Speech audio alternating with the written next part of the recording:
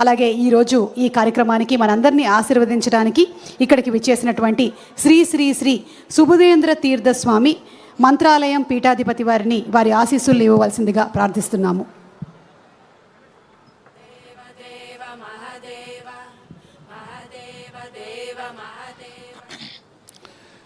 శ్రీ గురుభ్యో నమః. హరి ఓం. శ్రీమన్ లక్ష్మీ నృసింహస్య శ్రియం దిశతు మే నఖః స్వభక్తాభీష్టదానాయ సముపాత్త దశాకృతేః. బుద్ధిర్బలం యశోధైర్యం నిర్భయత్వం అరోగత అజాడ్యం వాక్పటుత్వం చ హనుమత్స్మరణాత్ భవేత్. ఓం నమః శివాయ. పూజ్యాయ రాఘవేంద్రాయ సత్యధర్మ రతాయ చ భజతాం కల్పవృక్షాయ నమతాం కామధేనవే. సర్వేపి సుఖినః సంతు సర్వే సంతు నిరామయాః సర్వే భద్రాణి పశ్యంతు సర్వే సుగుణశాలినః. పరమ పవిత్రమైనటువంటి ఈ శివరాత్రి శుభ సందర్భంలో మన తెలుగు రాష్ట్ర రాజధాని పరిసరంలో మహాశివరాత్రి శివోహం అనేటువంటి ఒక కార్యక్రమాన్ని ఏర్పరచి సనాతన హిందూ ధర్మానికి విశేషంగా ఒక వేదికను సిద్ధం చేసినటువంటి మహా వంశీ గారికి, మహా టీవీ నిర్వాహకుల అందరికీ కూడా మనస్ఫూర్తిగా అభినందిస్తూ, మన రాష్ట్ర ముఖ్యమంత్రి గారు ముఖ్యంగా ఇప్పటికే మన నాగపణి శర్మ గారు చెప్పినట్టుగా శివుడు చల్లదనాన్ని కోరుతూ చంద్రుణ్ణి తన యొక్క శిరస్సు పైన ఉంచాడు. ఎందుకంటే లోక కళ్యాణం కోసం గరళాన్ని అంటే విషాన్ని తాగి దాని యొక్క ప్రఖరతను పరిహారం చేసుకోవడానికి చంద్ర బింబాన్ని తన శిరస్సుపై ఉంచాడు. అలాంటి చంద్రుని నామాంకితులైనటువంటి మన ముఖ్యమంత్రి గారు మన తెలుగు రాష్ట్రం యొక్క విశేష అభివృద్ధి కోసం దీని యొక్క గరళాన్ని పరిహారం చేసి చల్లదానాన్ని ప్రసాదించడం కోసం ఆ శివుడు ఎలాగైతే తన శిరస్సు పైన చంద్రుని ఉంచారో మన తెలుగు ప్రజలు అభిమానంతో మన చంద్రబాబు నాయుడు గారిని ముఖ్యమంత్రిగా ఎన్నుకుని వారి ద్వారా మన తెలుగు రాష్ట్రానికి ఎంతో మేలు కలగాలి అనేటువంటి తపనతో, సంకల్పంతో, నిశ్చిత భావంతో అందరూ కూడా ప్రజలందరూ కూడా ఆయన్ని ఆశీర్వదించారు. అలాంటి ముఖ్యమంత్రి గారు మన సనాతన హిందూ ధర్మానికి కట్టుబడి ఉండి హిందూ ధర్మ పరిరక్షకుడై విశేషంగా మన తెలుగు రాష్ట్రం యొక్క అభివృద్ధినే తన మంత్రంగా, తన జీవితంగా మలుచుకున్నటువంటి మహోన్నత వ్యక్తిత్వం మన ముఖ్యమంత్రి గారిది.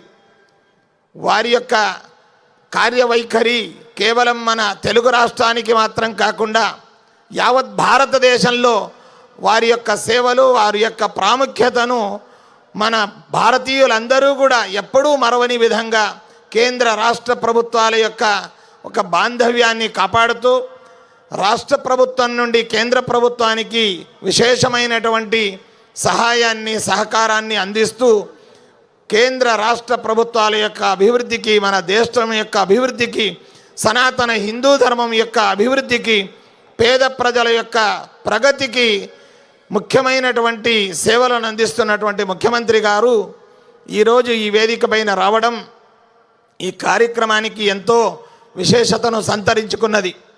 ఈరోజు మనమందరం కూడా ఆ పరమశివుడి యొక్క విశేషమైనటువంటి శివరాత్రి మహోత్సవాన్ని ఆచరించుకుంటున్నాం.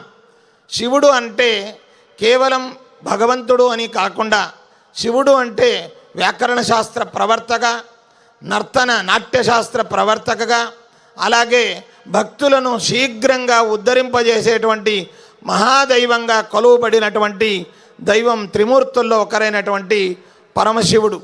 అలాంటి శివుని ఆరాధన అనేటువంటిది ప్రతి ఒక్కరూ కూడా గావించాలి. ఎందుకంటే మనమందరం కూడా ఈరోజు ఇన్స్టెంట్ యుగంలో ఉన్నాం. ఇప్పుడు భగవంతుణ్ణి కొలిస్తే తక్షణమే మాకు బలం కలగాలని, అలాంటి విధంలో క్షిప్రప్రసాదుడైనటువంటి వాడు పరమశివుడు. పరమశివునికి ఎలాంటి ఆడంబరం లేకుండా కేవలం భక్తి ప్రపత్తులతో ఆయన్ని కొలిచినట్టయితే ఆయన మనల్ని అనుగ్రహిస్తాడు. ఎదుటివాడు ఎంతటివాడు, నిజంగా ఆయన ఆరాధిస్తున్నాడా, ఏ లోకక్షేమం కోసం ఆయన నన్ను జపం చేస్తున్నాడు, ధ్యానిస్తున్నాడు అనేటువంటి వివక్ష కూడా లేకుండా బోలాశంకరుడుగా పిలువబడేటువంటి ఆ పరమశివుడు లోకానికి సమస్త విధంగా క్షేమాన్ని సమకూర్చే దైవంగా, త్రిమూర్తుల్లో ఒకడైనటువంటి ఆ శివుడు ఈరోజు అందరి చేత ఆరాధించబడుతున్నాడు.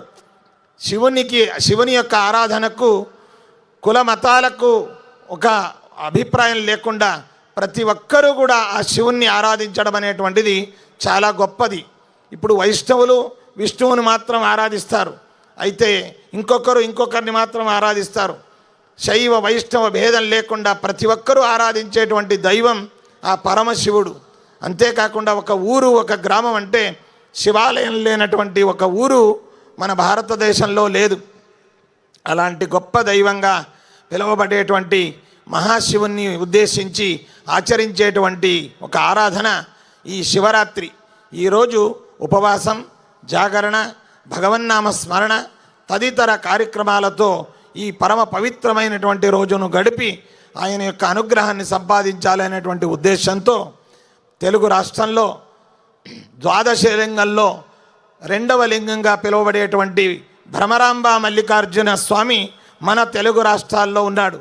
అలాంటి ద్వాదశ లింగంలో ఒక లింగం మన తెలుగు రాష్ట్రంలో ఉన్నటువంటి లింగం అంటే మన తెలుగు రాష్ట్రం ఎంత పవిత్రమైనటువంటిది అనేటువంటిది మనం అందరం కూడా గర్వపడేటువంటి విషయం.